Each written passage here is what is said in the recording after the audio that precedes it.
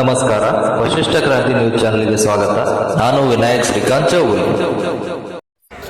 ಹುಕ್ಕೇರಿ ಪಟ್ಟಣದಲ್ಲಿ ಪುಟ್ಟ ಬಾಲಕಿಯ ಬೆಂಕಿಯ ಭಾಷಣ. ವೀಕ್ಷಕರೇ, ಹುಕ್ಕೇರಿ ಪಟ್ಟಣದ ಲಗಮನ್ನ ಕಾಳೆಯವರ ಸುಪುತ್ರಿ ಸ್ನೇಹ ಕಾಳೆಯವರು ಬೆಂಕಿಯ ಭಾಷಣ ಮುಖಾಂತರ ಸಾವಿರಾರು ಜನರ ಮನ ಗೆದ್ದಿದ್ದಾರೆ. ದಿನಾಂಕ 14/4/2025 134ನೇ ಡಾಕ್ಟರ್ BR ಅಂಬೇಡ್ಕರ್ ಜಯಂತಿ ನಿಮಿತ್ತ ಅಂಬೇಡ್ಕರ್ ಅವರ ಜೀವನ ಚರಿತ್ರೆ ಹಾಗೂ ಸಂವಿಧಾನದ ಬಗ್ಗೆ ಪ್ರತಿಯೊಬ್ಬರಿಗೂ ಅರ್ಥವಾಗುವ ಭಾಷಣ ಮಾಡಿ ಹುಕ್ಕೇರಿ ತಾಲೂಕಾ ದಂಡಾಧಿಕಾರಿಗಳು ತಹಶೀಲ್ದಾರ್ ಮೇಡಂ ಶ್ರೀ ಮಂಜುಳಾ ನಾಯ್ಕ ಅವರಿಂದ ಸತ್ಕಾರ ಸ್ವೀಕರಿಸಿದರು. ನೂರಾರು ಜನ ಗಣ್ಯಮಾನ್ಯರಿಂದ ಬಹುಮಾನಗಳನ್ನು ಗಿಟ್ಟಿಸಿಕೊಂಡು ಸಾವಿರಾರು ಜನರ ಮುಂದೆ ಬೆಂಕಿಯ ಭಾಷಣ ಮುಖಾಂತರ ಮಿಂಚದ ಈ ಪುಟ್ಟ ಬಾಲೆಯ ಒಂದು ಭವಿಷ್ಯ ಉಜ್ವಲವಾಗಲೆಂದು ನಮ್ಮ ವಶಿಷ್ಠ ಕ್ರಾಂತಿಯಿಂದ ಶುಭ ಹಾರೈಸುತ್ತೇವೆ. ವರದಿ ವಿನಾಯಕ್ ಚೌಗುಲ. ನನ್ನ ಎಲ್ಲ ಗಣ್ಯಮಾನ್ಯರಿಗೆ ಶಿರವಾಗಿ ನಮಸ್ಕರಿಸುತ್ತಾ, ತಾವು ಕಷ್ಟಗಳನ್ನೇ ಹೆಚ್ಚಾಗಿ ಅನುಭವಿಸಿ ಬಂದವರು. ಅವರು ಮತ್ತು ಅವರ ಜೀವನವನ್ನು ನಾವು ಕೇಳುತ್ತಲೇ ಬರುತ್ತಿದ್ದೇವೆ. ಅಂಬೇಡ್ಕರ್ ಅವರು ಯಾವಾಗಲೂ ನನ್ನ ಮನೆ, ನನ್ನ ಕುಟುಂಬ ಅಂತ ಎಲ್ಲೇ ಹೇಳ್ಕೊಂಡು ಸಂವಿಧಾನ ಬರಲಿಲ್ಲ. ಅವರು ಕಷ್ಟಪಟ್ಟ ಆ ದಿನಗಳಲ್ಲಿ ಎಲ್ಲ ಶೋಷಿತ ಜನರಿಗೆ ಆದ ನೋವು, ಅನ್ಯಾಯದ ವಿರುದ್ಧ ಯಶಸ್ವಿಯಾಗಿ ಭಾರತ ರತ್ನ ಸಂವಿಧಾನ ಶಿಲ್ಪಿಯಾಗಿ ಅಮರರಾದವರು. ಆ ಮಕ್ಕಳಿಗಾಗಿ ಯಾವತ್ತೂ ಯೋಚನೆ ಮಾಡಲಿಲ್ರಿ.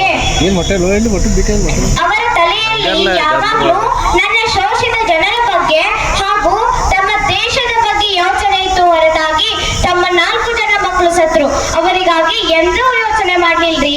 ಯಾಕಂದ್ರೆ ಈ ದೇಶದಲ್ಲಿರೋ ಮಕ್ಕಳೆಲ್ಲ ನನ್ನ ಮಕ್ಕಳು ಎಂದು ತಿಳ್ಕೊಂಡವ್ರು. ತನ್ನ ಊರ್ ಬಿಟ್ಟು ಬೇರೆ ಊರಿನಲ್ಲಿ ನಾನ್ ದಲಿತ ಅಂತ ಗೊತ್ತಾಗ್ಬಾರ್ದಂತ ಮನೆ ಬಾಡಿಗೆ ಮಾಡಿದಾಗ ಕೆಲವು ದಿನಗಳ ನಂತರ ಆ ಮನೆಯ ಮಾಲೀಕನಿಗೆ ಗೊತ್ತಾಗಿ ಆ ದಿವಸ ಧಾರಾಕಾರರಾಗಿ ಸುರಿಯುತ್ತಿರುವ ಮಳೆಯಲ್ಲಿ ತಮ್ಮ ಮನೆಯಲ್ಲಿ ಕೀಳು ಜಾತಿಯವರು ಬಾಡಿಗೆ ಇದ್ದಾನಲ್ಲ ಎಂದು ಅವರಿಗೆ ಗೊತ್ತಾಗದಂಗೆ ಅವರ ವಸ್ತುಗಳನ್ನೆಲ್ಲ ಹೊರಗೆ ಎಸೆಯತೊಡಗಿದ. ಆದರೆ ಅಂಬೇಡ್ಕರ್ ಅವರಿಗೆ ನೋವಾಗಿರುವುದಂದ್ರೆ ಅವನು ಹೊರಗೆ ಹಾಕಿದ ಅನ್ನುವುದಕ್ಕಲ್ಲ, ವಸ್ತುಗಳಿಗಾಗಲ್ರಿ, ಅವರು ಕಷ್ಟಪಟ್ಟು ಬರೆದ ಪುಸ್ತಕಗಳಿಗಾಗ್ರಿ. ಆ ದಿವಸ ಅವರ ಮೈ ಮೇಲೆ ಹಾಕಿಕೊಂಡಿರುವ ಬಟ್ಟೆಯನ್ನು ಆ ಪುಸ್ತಕಗಳ ಮೇಲೆ ಮುಚ್ಚಿ ಬಿಕ್ಕಿ ಬಿಕ್ಕಿ ಹತ್ತು ಆ ಘಟನೆಯನ್ನು ಕೇಳಿದ್ರೆ ಮರೆ ಹಾಕಿಲ್ರಿ. ಅಂಬೇಡ್ಕರ್ ಅವರು ಬರೆದಂತಹ ಸಂವಿಧಾನದ ಬಗ್ಗೆ ಹೇಳಲು ಇಚ್ಛೆ ಪಡುವೆ. ಪಂಚಾಯಿತಿಯಿಂದ ಪಾರ್ಲಿಮೆಂಟ್ ವರೆಗೆ ಭವ್ಯ ಭಾರತದ ಭವಿಷ್ಯವನ್ನು ಬರೆದಂತಹ ಯಾರಾದ್ರೂ ಒಬ್ಬ ಮಹಾನ್ ನಾಯಕ ಇದ್ರೆ ಅದುವೇ ನಮ್ಮ ಡಾಕ್ಟರ್ ಬಾಬಾ ಸಾಹೇಬ್ ಅಂಬೇಡ್ಕರ್. ಅವರೇ ನಮ್ಮ ನಿಮ್ಮೆಲ್ಲರ ಭಾಗ್ಯ ವಿಧಾತ. ಇದಕ್ಕಿಂತಲೂ ಒಂದು ಮುಖ್ಯವಾದ ವಿಷಯ ಹೇಳುವುದೇನೆಂದ್ರೆ, ಅಂಬೇಡ್ಕರ್ ಅವರು ಮನುಧರ್ಮ ಅನ್ನುವಂತ ಪುಸ್ತಕವನ್ನು ಅವತ್ತು ಸುಟ್ರು. ಆದ್ರೆ ಇವತ್ತು ನಮ್ಮ ತಲೆಯಲ್ಲಿ ಮನುಧರ್ಮ ಶಾಸ್ತ್ರ ಇದೆ. ನಮ್ಮ ತಲೆಯಲ್ಲಿ ಇರುವಂತಹ ಮನುಧರ್ಮ ಶಾಸ್ತ್ರವನ್ನು ನಾವು ಇವತ್ತು ಸುಡಬೇಕಾಗಿದೆ.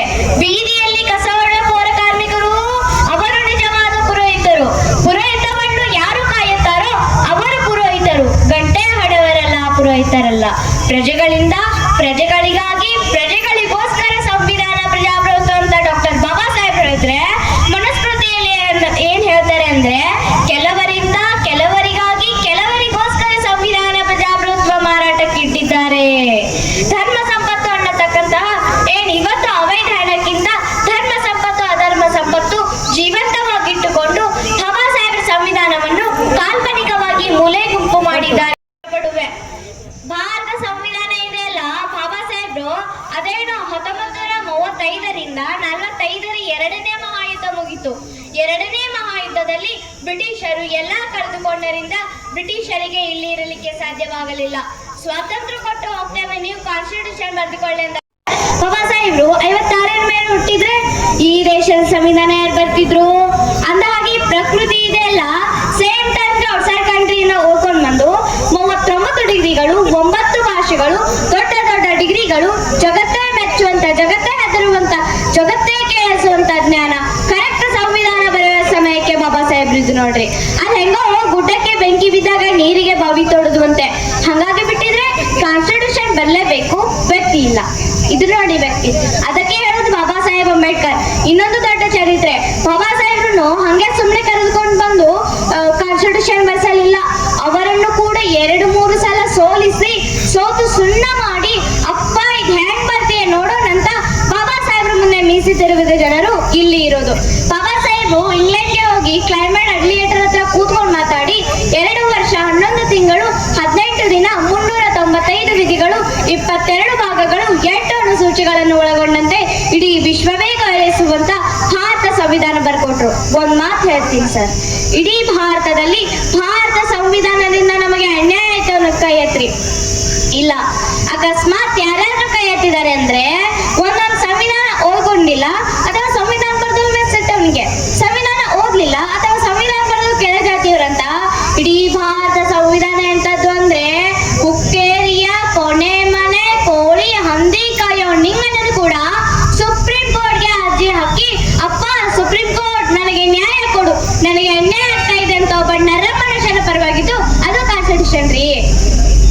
ಭಾರತ ಸಂವಿಧಾನ ಹೇಳುತ್ತೆ, ಇಲ್ಲಿ ಇರ್ತಕ್ಕಂತ ಜೀವಿಸುವ ಪ್ರತಿ ಮನುಷ್ಯನ ಕೂದಲು ಕೂಡ ಕೊಂಕಾಗದಂತೆ ನೋಡ್ಕೊಳ್ಳೋದು ಅದು ಬಾಬಾ ಸಾಹೇಬ್ ಸಂವಿಧಾನ.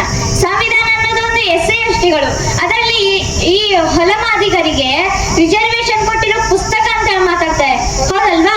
395 ವಿಧಿಗಳಲ್ಲಿ ಒಂದೆರಡು ಆರ್ಟಿಕಲ್ ಬಿಟ್ರೆ ಇನ್ನುಳಿದ ಒಟ್ಟು ಆರ್ಟಿಕಲ್ ಅದಾವಲ್ಲ, ಇಡೀ ಜಾತಿಯ ಗಣತೆ ಕುರಿತು ಮಾತಾಡ್ತಾವ್ರಿ.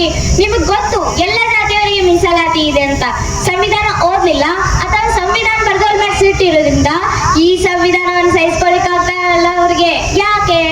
ಸಂವಿಧಾನ ಏನ್ ಹೇಳುತ್ತೆ ಅಂದ್ರೆ, ನಾನೊಂದು ಹೆಣ್ಣು ಇಂಥ ಸ್ಟೇಜ್ಗಳ ಮೇಲೆ ಕೂತ್ಕೊಳ್ಬೇಡ, ಮಾತಾಡ್ಬೇಡಿ ಅಂದ್ರೆ ಆರ್ಟಿಕಲ್ 14 ಸಮಾನತೆ ಹಕ್ಕು, ನಾನು ಕೂತ್ಕೊಳ್ತೀನಿ ಅಥವಾ ನಾನು ಈ ಸ್ಟೇಜ್ ಮೇಲೆ ಮಾತಾಡ್ತೀನಿ, ನೀವೊಂದು ಹೆಣ್ಣು ಇಂಥ ಸ್ಟೇಜ್ಗಳ ಮೇಲೆ ಕೂತ್ಕೊಳ್ಬೇಡಿ, ಮಾತಾಡ್ಬೇಡಿ ಅಂದ್ರೆ ಆರ್ಟಿಕಲ್ 15 ಲಿಂಗ ತಾರತಮ್ಯ ಮಾಡಬಾರ್ದು, ನಿಮ್ಮ ಜೈಲಿಗೆ ಹಾಕ್ಸ್ತೀನಿ, ಇಲ್ಲ ನಿಮಗೆ ಜಾಬ್ ಕೊಡಲ್ಲ, ಉದ್ಯೋಗ ಕೊಡಲ್ಲ ಅಂದ್ರೆ ಆರ್ಟಿಕಲ್ 16 ಉದ್ಯೋಗದಲ್ಲಿ ಅವಕಾಶ ಕೊಡ್ಬೇಕು, ಇಲ್ಲ ಜೈಲಿಗೆ ಹೋಗ್ತೀರಾ, ಇಲ್ಲ ನೀವೊಬ್ರು SC ಇಂಥ ಸ್ಟೇಜ್ಗಳ ಮೇಲೆ ಕೂತ್ಕೊಳ್ಬೇಡಿ, ಮಾತಾಡ್ಬೇಡಿ ಅಂದ್ರೆ ಹಲೋ ಆರ್ಟಿಕಲ್ 17 ಅಸ್ಪೃಶ್ಯತೆ ನಿಷೇಧ ಕಾಯ್ದೆಯಡಿ ನೀವು ಒಳ ಹೋಗ್ತೀರಾ.